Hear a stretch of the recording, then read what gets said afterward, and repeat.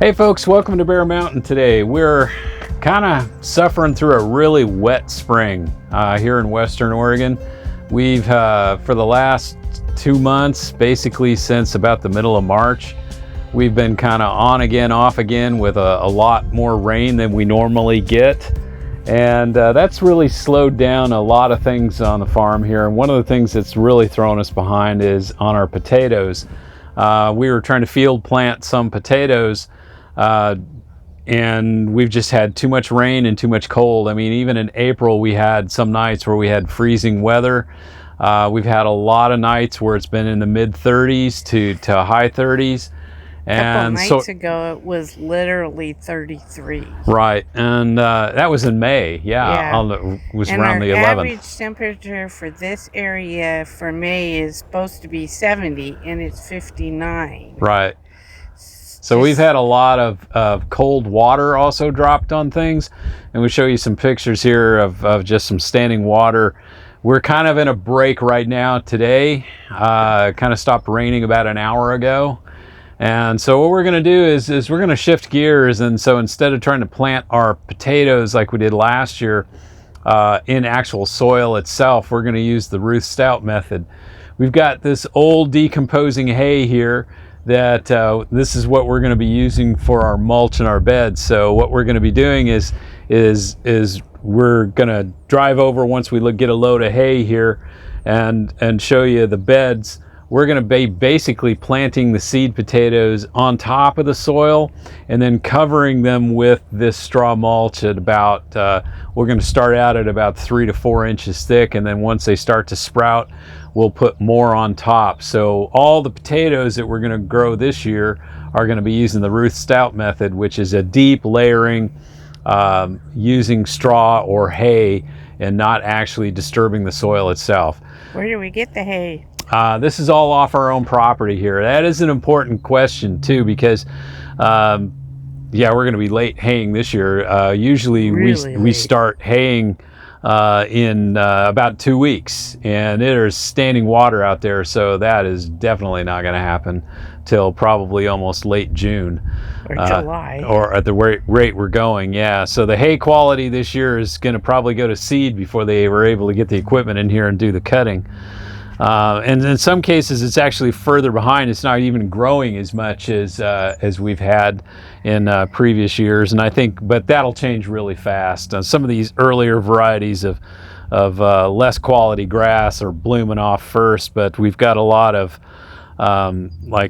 fescues in there and stuff that are just starting to really start to take off. And there's even some clover in there. So my allergies say that it's working. Yeah, this type is blooming, but we've got more out there that is going to give us the volume again. So what we do is we kind of got this deal where this guy comes in and he hays it for us, and we take a ton in just using it for mulching purposes. And this is kind of what we have left from this last year.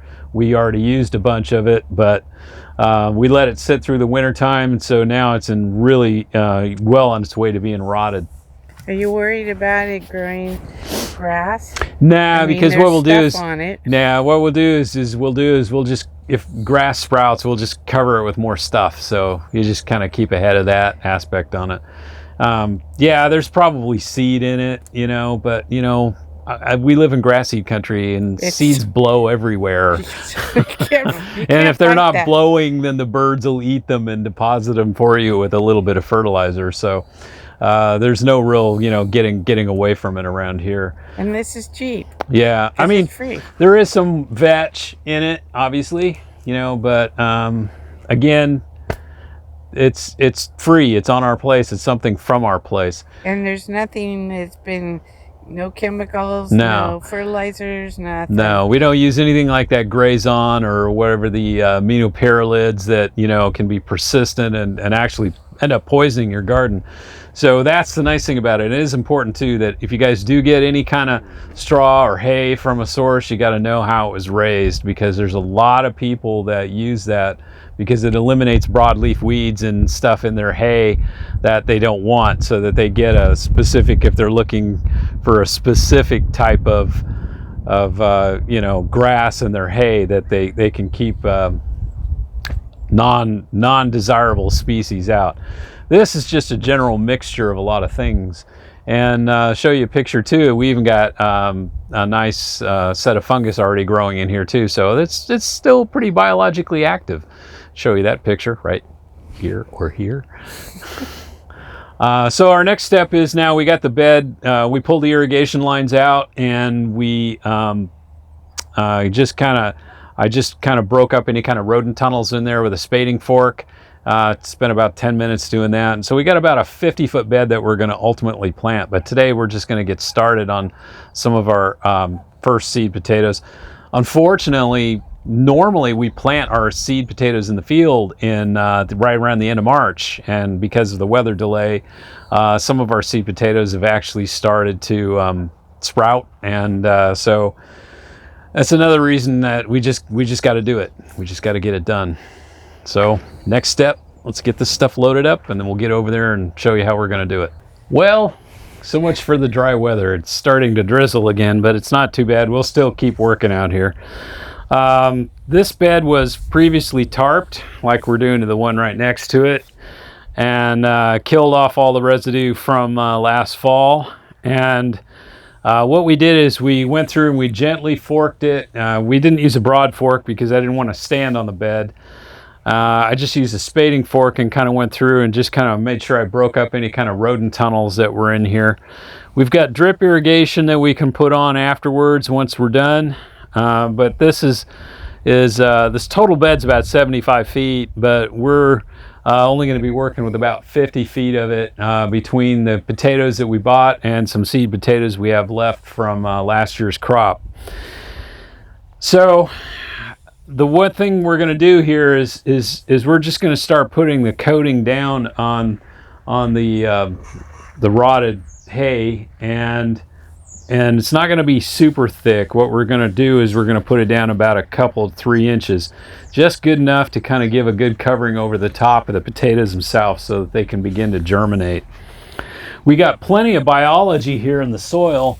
It doesn't take much to try to find worms, or in this particular case, it's still pretty well drained. And we've got, I think, a good shot of getting these guys established. So when we plant the potatoes, what we're going to try to do is, get it down to where the potato is nearly resting on the top of the soil, so the roots will go down into the soil itself.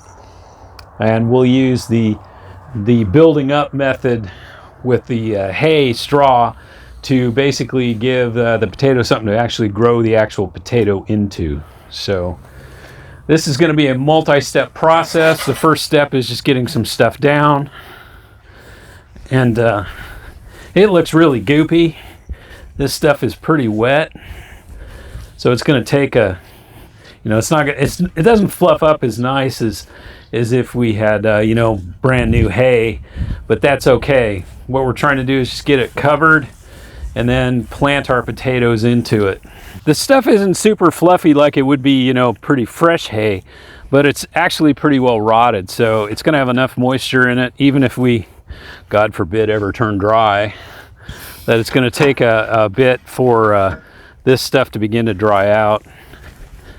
So that's kind of it. I mean, basically, this is not a complicated process, but the whole idea behind this is like, I can get into this bed that I would not be able to run a tiller through if I was being more conventional, not a no dig, but a tilling type situation, or if I was digging a trench to plant potatoes more like in a more traditional way.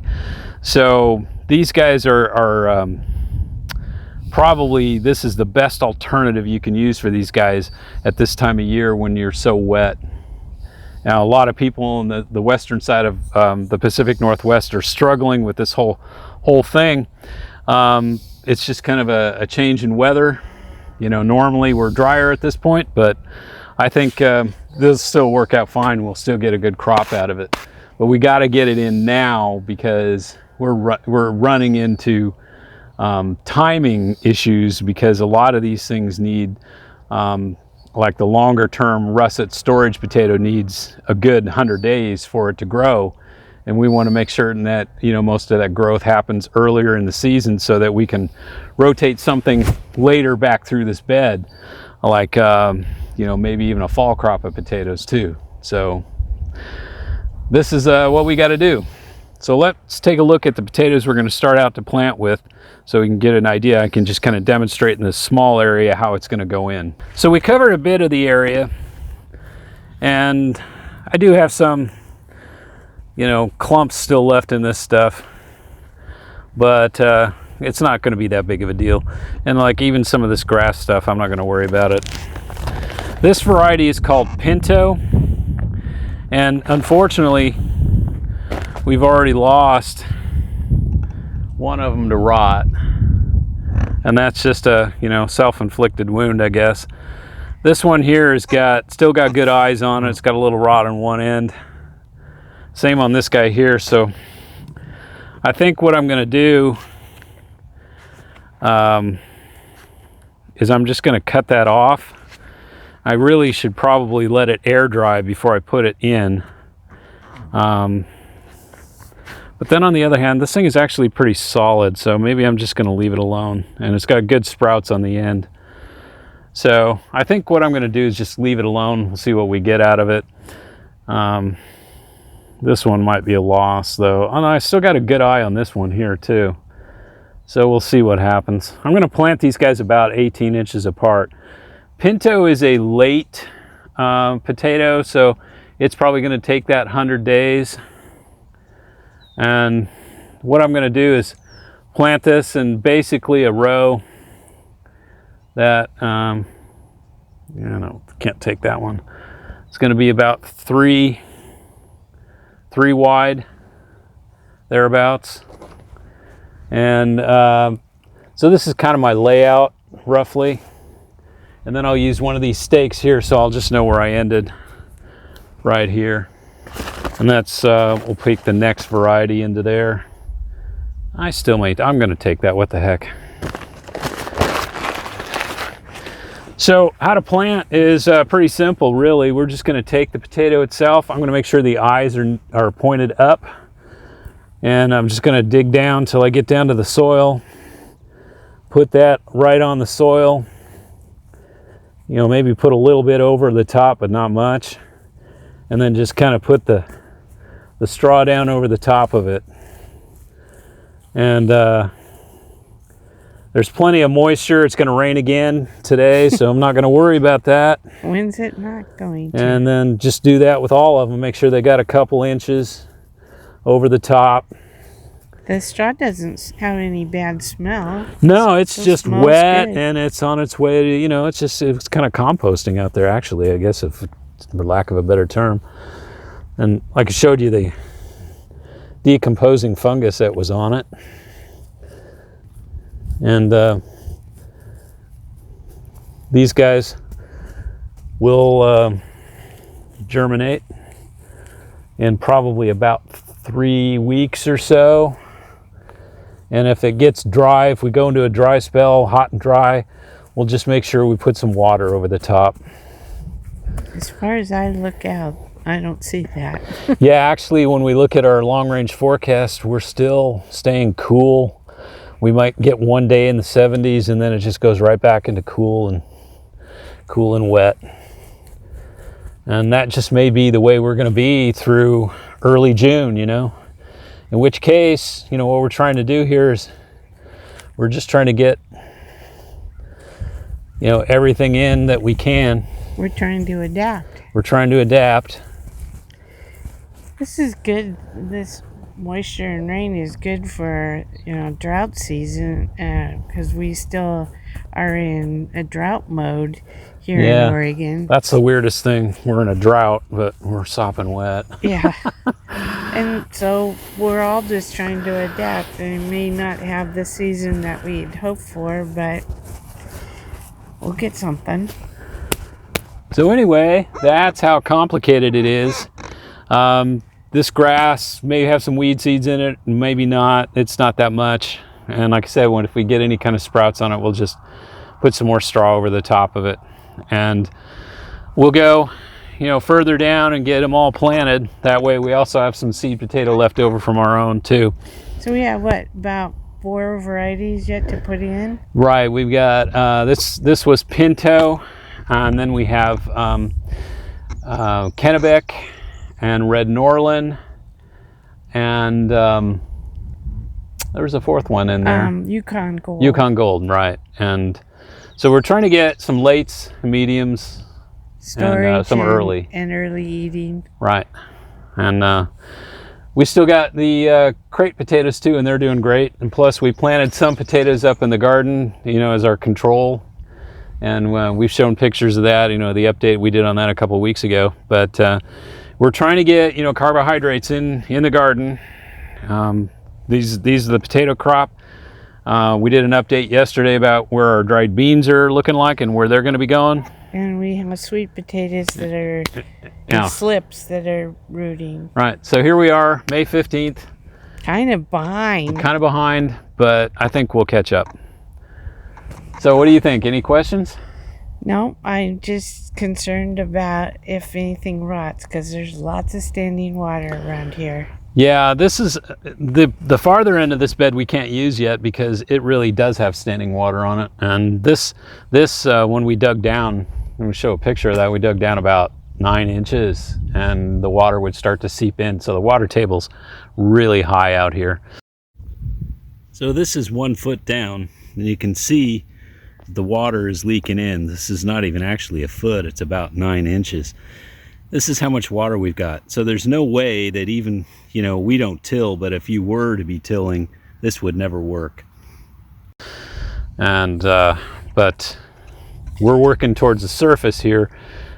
We fluffed this up so there's actually more air in here than you think, and a moisture around the grass itself will help the potatoes. So, and then once they come up and they get up about 3 inches or so, then we'll come in and put more straw around, because ultimately what we want to have is about a straw mass somewhere in the neighborhood of about 6 to 9 inches, thereabouts. And they should grow really well. Kind of similar to like we did in the compost potatoes last year. Which were really good. It's the same idea. So anyway, folks, I want to thank you for watching today, and just kind of wanted to show you that, you know, even if it is, you know, super wet, that you can still start to do stuff. It's just, you just have to adapt. Yep. And thanks for watching today. And as always, stay safe, everybody. And we'll catch you on the next video. Bye-bye. Bye-bye. I think I got work to do. We all do.